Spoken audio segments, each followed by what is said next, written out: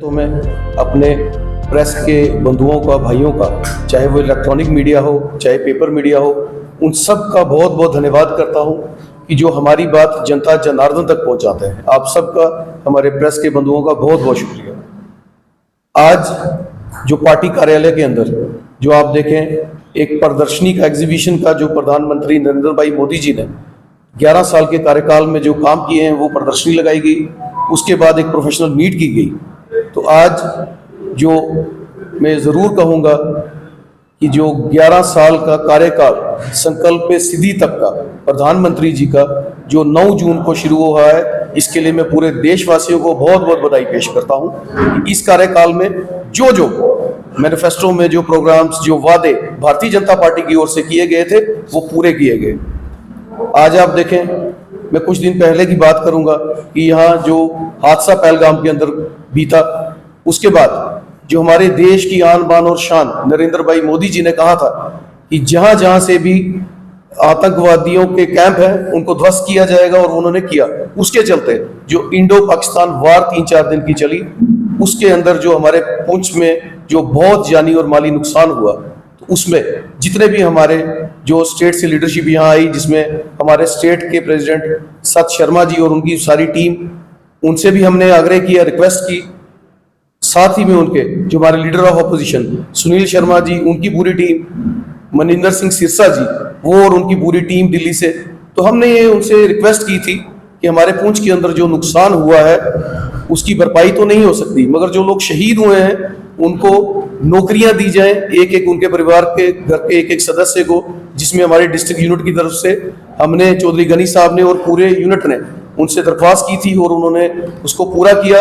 हम इस पे हमारे देश के प्रधानमंत्री नरेंद्र भाई मोदी जी का और साथ में हमारे देश के होम मिनिस्टर अमित शाह जी का भी बहुत बहुत शुक्रिया अदा करते हैं कि उन्होंने हमारी मांग को पूरा किया। और पुंछ के अंदर जो एक देखा गया था कि हमारे जो डैमेज मकान है, मूवेबल प्रॉपर्टीज है या पार्शल है, उसकी भी एक कमी आई थी कि जो पैसा कम दिया जा रहा था, हमने उनसे ये जरूर रिक्वेस्ट की थी उसको बढ़ाया जाए, और वो भी हमारे देश के प्रधानमंत्री नरेंद्र भाई मोदी जी ने वो ऐलान किया, जो फुली डैमेज है उसको 2 लाख और जो पार्शियल है उसको 1 लाख दिया जाए। इससे हम उनका बहुत बहुत शुक्रिया अदा करते हैं। और मैं आज फिर से नरेंद्र भाई मोदी जी से जरूर अपील करूंगा कि इस पे भी अगर दोबारा से कुछ पैकेज डिस्ट्रिक्ट पुंछ और राजौरी के लिए जो दिया जाए, ताकि ये जो 2 लाख और 1 लाख इस जो पैसा है इसको बढ़ाया जाए, ताकि हम इसके लिए भी हम जरूर ये बात करेंगे। हमारी अपील है डिस्ट्रिक्ट पुंछ की तरफ से,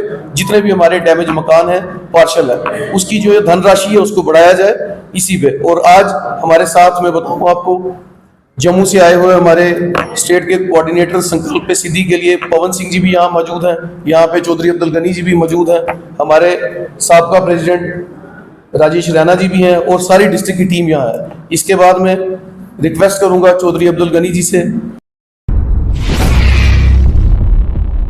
पवन सिंह जी, हमारे डिस्ट्रिक्ट प्रेसिडेंट, और मेरे तमाम साथी और प्रेस से जो हमारे साथी आए हुए हैं, सबको मेरी तरफ से आदाब, सत श्री अकाल, अस्सलाम वालेकुम।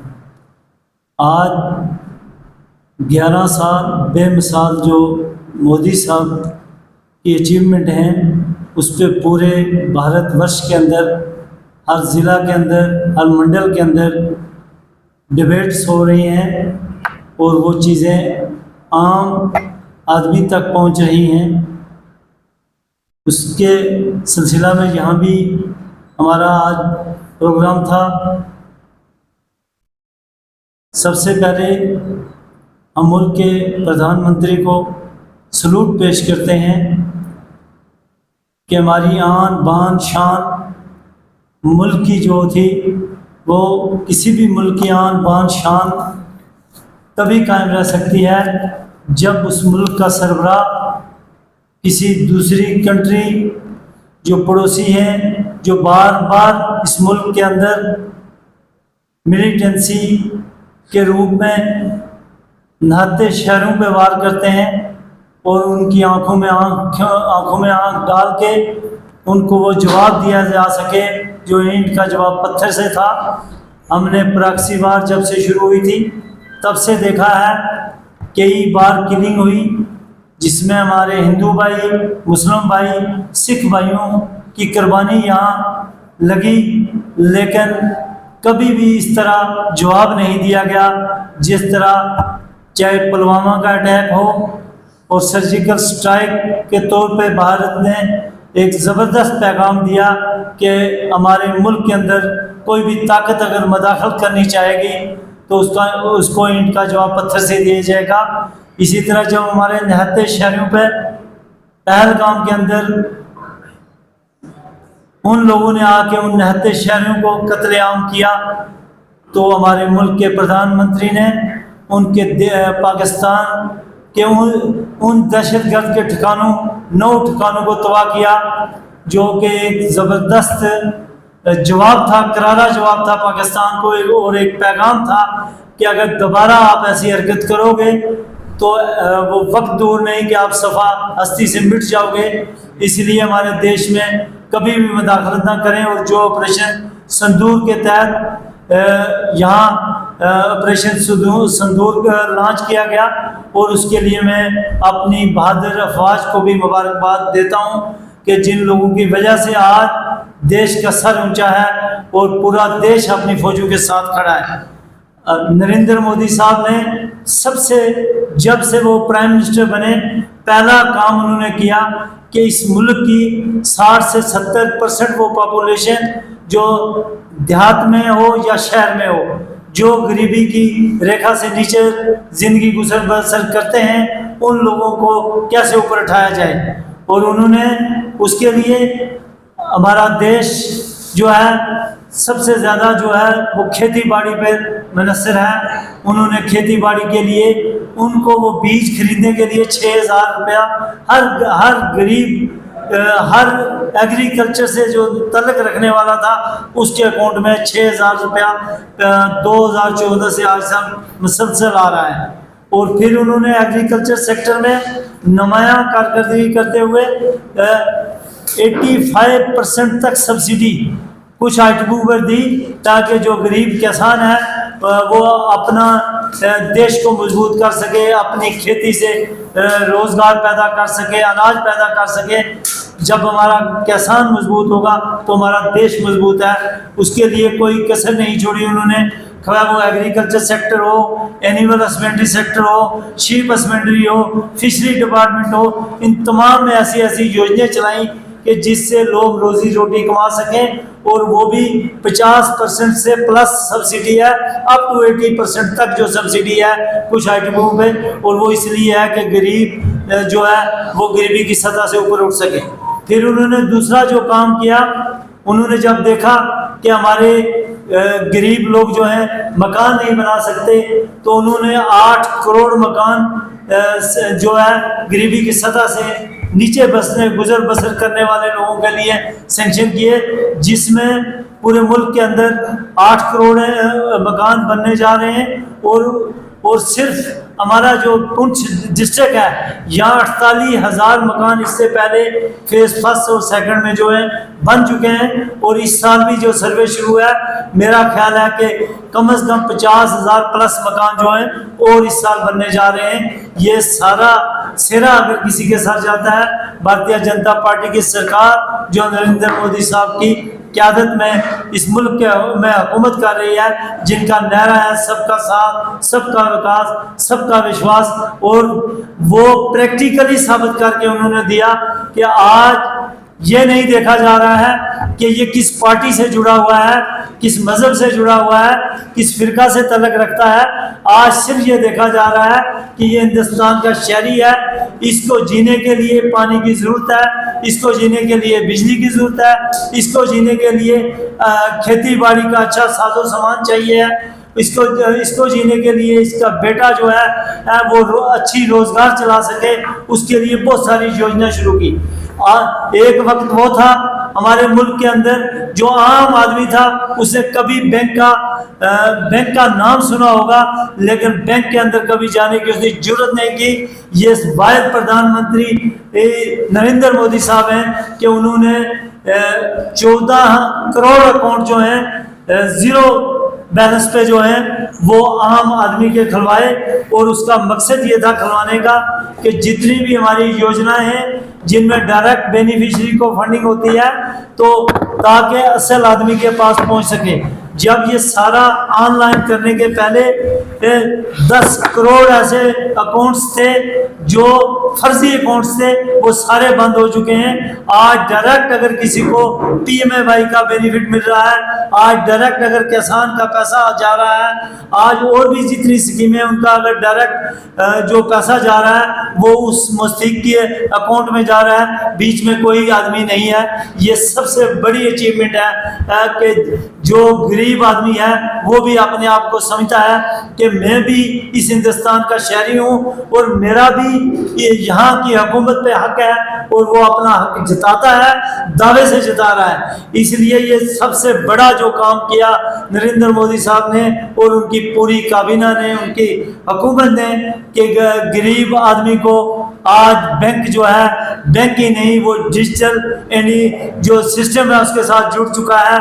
आज वो पैसे जेब में नहीं रखता बल्कि फ़ोन से ही बटन दबाता है तो पेमेंटें करता है। ये बड़ी अचीवमेंट है। आज जब हमारा पढ़ा लिखा नौजवान बैंक के अंदर जाता था, कभी लोन लेने के लिए, अगर खुद रोजगार चलाना चाहता था, तो उसको सबसे पहले डिमांड होती थी कि किसी एम्प्लॉइज की गारंटी जो है उसमें डाली जाए। लेकिन आज आप देख रहे हैं अप टू 2 करोड़ तक कोई भी इंडस्ट्री लगानी है, कोई उसे अपना छोटा मोटा कारोबार खोलना है, तो उसके लिए बैंक में जाएगा और वो सीना तान के जाएगा। किसी बैंक के एम्प्लॉइज की ये हिम्मत नहीं उसको कहे कि जाओ गारंटी लेके आओ, वहाँ गारंटी की जगह लिखा जाता है प्रधानमंत्री ऑफ इंडिया की गारंटी है।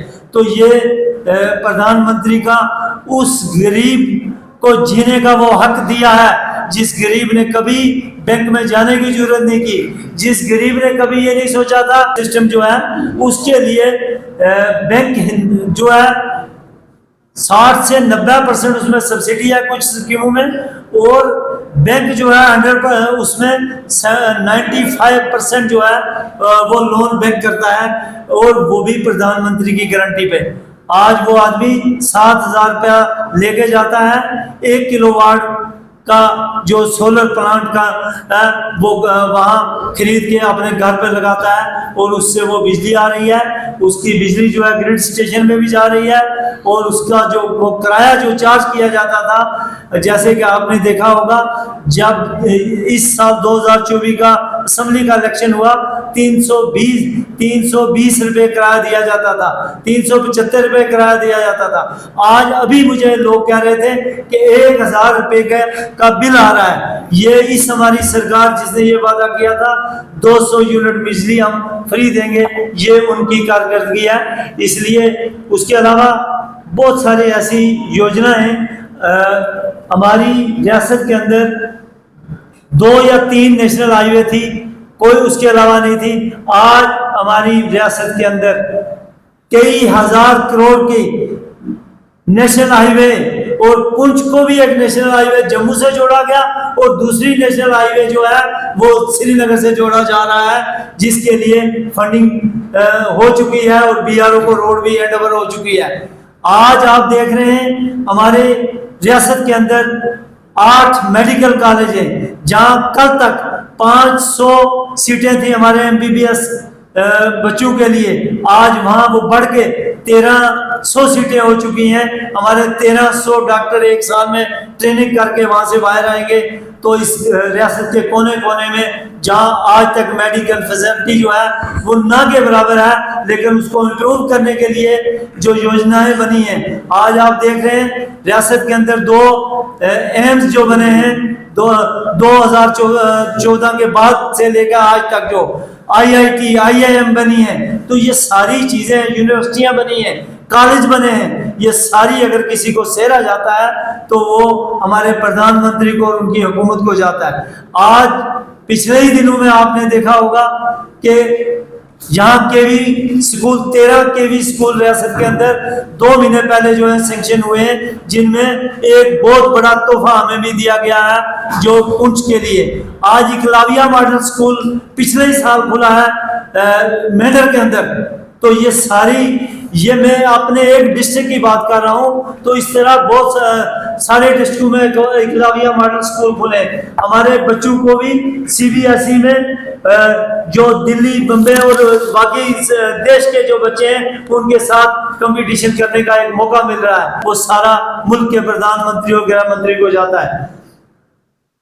आज पिछले ही दिनों में जब कन्याकुमारी से कश्मीर के साथ रेल लिंक के साथ हमें जोड़ा जा रहा था, उसी दिन 46,000 करोड़ के संगे बुनियाद रखे गए, जिनमें हमारी कई नेशनल हाईवे हैं, जिनमें हमारे कई फ्लाईओवर हैं, जिनमें हमारे टनल हैं। तो ये सारा अगर सारा सिलसिला जो चल रहा है तो ये भारत की कामयाबी की तरफ एक और कदम है कि हम सब, हमारी जो यूटी है, जब से 2019 से यूटी बनी है, आज सुख का और सांस ले रहे हैं ये लोग। एक वो वक्त था कंट्रोल वैली का किसी के पास नहीं था, कंट्रोल अगर था अलायदगी पसंद तंजीमों के पास था। वो लोग काल देते थे, पूरी कश्मीर बंद होती थी, काल देते थे, पूरी कश्मीर में पथराव होता था। लेकिन 2019 के बाद एक भी वाकया ऐसा नहीं हुआ। आपने देखा होगा पहलगाम वाकया हुआ, पूरी हमारी यूटी के बगैर मजहब मिलत हर आदमी ने प्रोटेस्ट किया उन दरिंदों के खिलाफ जिन्होंने नाते लोगों को कत्ल किया।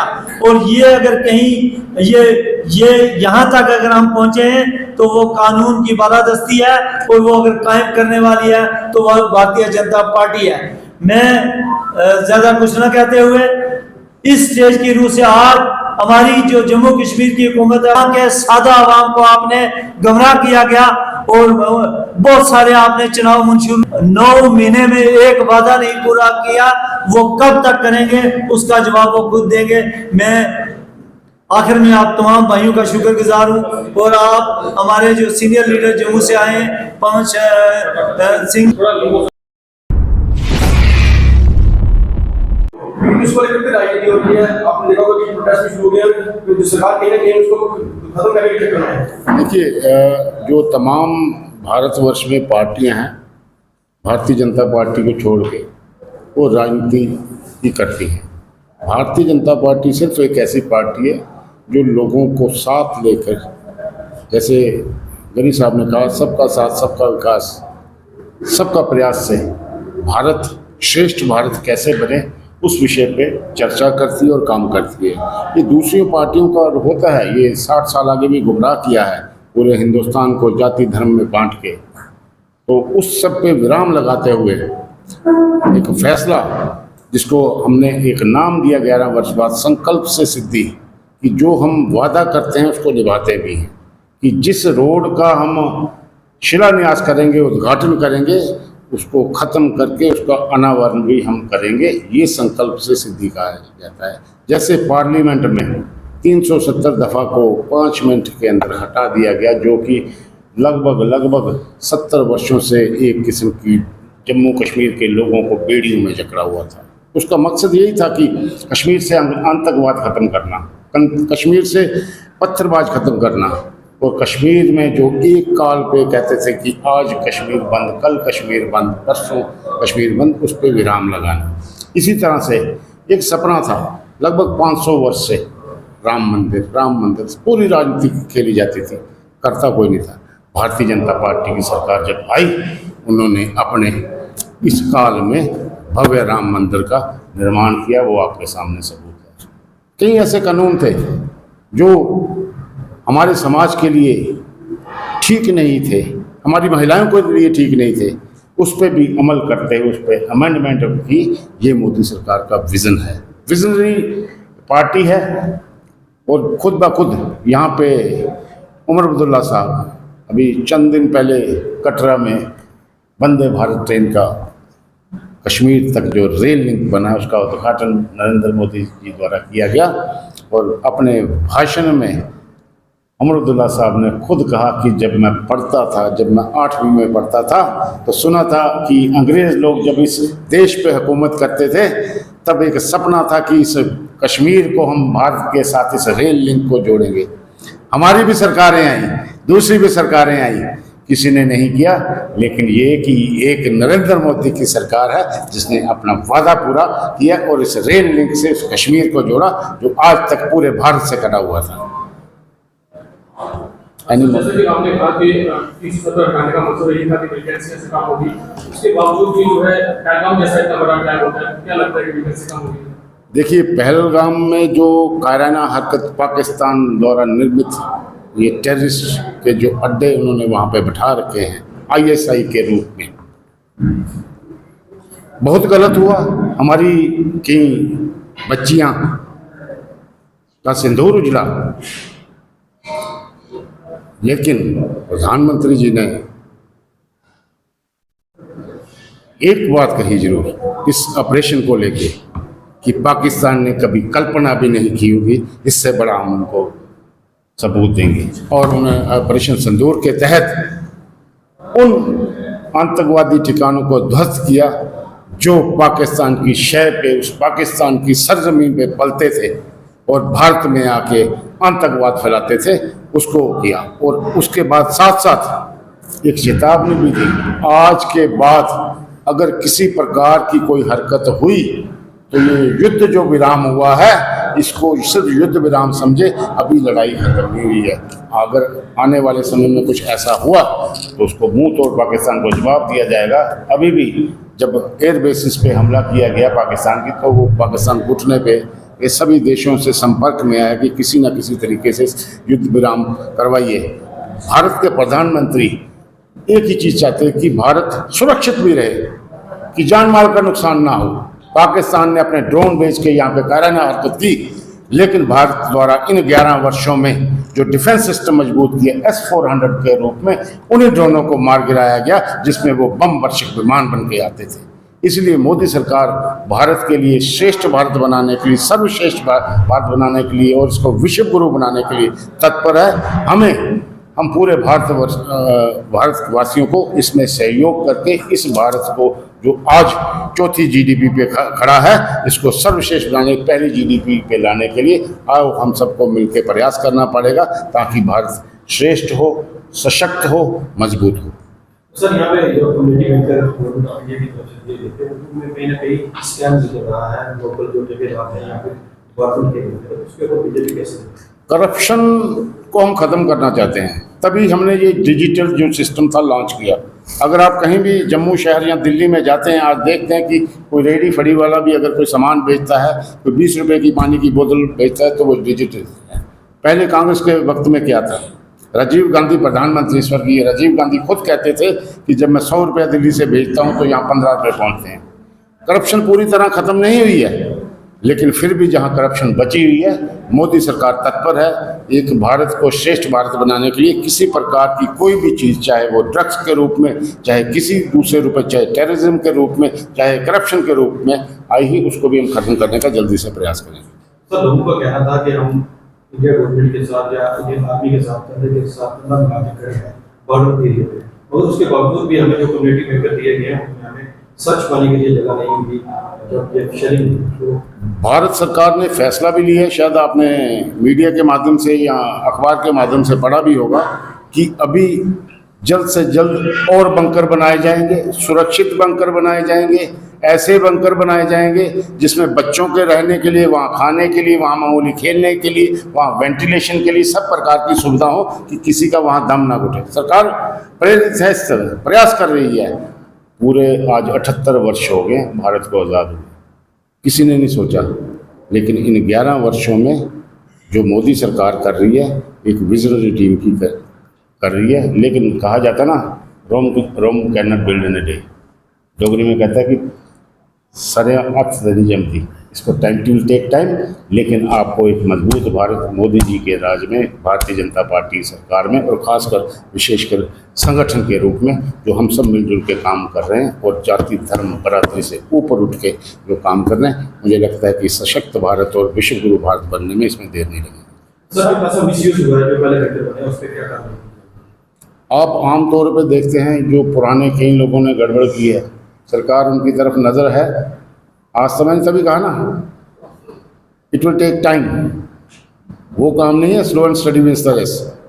हम फास्ट चलेंगे और ये जो गड़बड़ हुई है, जहाँ से भी कोई शिकायत आती है, उस शिकायत को मद्देनज़र रखते हुए उस शिकायत को दूर करेंगे। हमारी जनता, हमारे लोग अच्छे तरीके से रहें, आपसी भाईचारे से रहें, तरक्की में सहयोग करें, यही हमारी प्रयास है। सर कौन से मेडिकल ये 3 विधानसभा लगती हैं और जहाँ की जो पॉपुलेशन के हिसाब से बॉर्डर एरिया है, यहाँ पे मेडिकल कॉलेज ज़रूर चाहिए। मेरा आपके आप तो सच्चाई का चौथा स्तंभ है जो मीडिया, आपके माध्यम से भी मेरी माननीय प्रधानमंत्री जी से और यहाँ पे जो हेल्थ मिनिस्टर हैं, हमारे अध्यक्ष भी हैं माननीय JP नड्डा साहब से विनती है कि इस पुंछ के लिए भी एक मेडिकल कॉलेज अगर दिया जाए तो ये इन लोगों को सुविधा के लिए और इसमें 4 चांद लगेंगे। बीजेपी की आगे प्लानिंग क्या है, खास करके डिस्ट्रिक्ट? देखिए, जो बॉर्डर एरिया हैं, खासकर रजौरी हो गया, पुंछ हो गया, या जो भी बॉर्डर एरिया है, इस पे हम किस तरह से मजबूती से, अगर कल को पाकिस्तान कोई कायराना हरकत करता है तो उसका मुंह तोड़ जवाब कैसे दें और अपने लोगों को सुरक्षित कैसे रख सकें, ये हमारा मिशन है। डॉक्टरों की जो काफी कमी है यहाँ पे, जितने डॉक्टर होने चाहिए उतने नहीं है। जैसे गनी साहब ने कहा, मेडिकल की सीटें बढ़ाई, 500 से 1300 या 800 सीटों, 800 डॉक्टर अगर और जम्मू कश्मीर से होंगे। वैसे भी ये पुंछ, रजौरी और ख़ासकर ये डोडा भद्रवाह, ये कहा जाता है कि बॉर्डर एरिया है, लेकिन यहाँ के बच्चे श्रेष्ठ और सर्वश्रेष्ठ है। जब भी कोई नाम आता है, चाहे JEE मेंस हो, चाहे कोई IAS हो, IFS हो या JKAS हो, तो उसमें आम तौर पे इन पहाड़ी क्षेत्रों के बच्चे हैं। ये कम नहीं है, ये सबसे आगे हैं। बस इनकी सुरक्षा और रक्षा के लिए भारतीय जनता पार्टी तत्पर और मजबूत तरीके से